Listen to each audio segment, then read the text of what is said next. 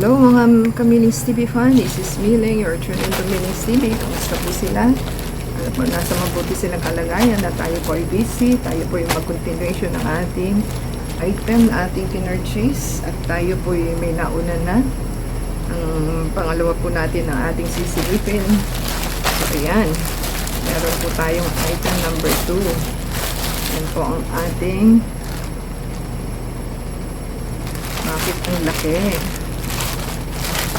So, parang hindi ito. Ang laki niya. So, tayo po ay may tsinelas. Ang nakalagay is 40-41, pero 42-43 ito. Bakit kaya? Doon pa lang sa, kita mo na. Kasi size 40 lang po ako eh. So, gray, 40. 42-43. Ay, talagang tama. Ang nakalagay po dito is size 42-43, pero size 40 po ito kasi euro po yung ating item size. So ito po yung pang sleeper ng pang travel. Yan po ang ating, pwede nyo po siyang tupiin na ganun kasi pang travel po ito. Ganyan po ang design niya.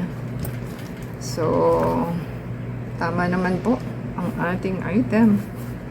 At yan pong itsura niya.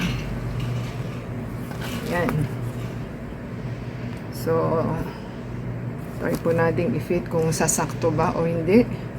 So, ayan po ang ating sinelas. I-try po natin kung kakasya ba o hindi. Yan. So, malaki pa rin po siya pero okay lang siya. Isa naman maliit. So, ganyan pong itsura ng ating item. Yan. Okay na po tayo sa ating kasi pang travel lang naman po ito. Pwede rin naman pang CR ninyo. So, okay na po tayo. So, give us a thumbs up. Comment down below sa ating item.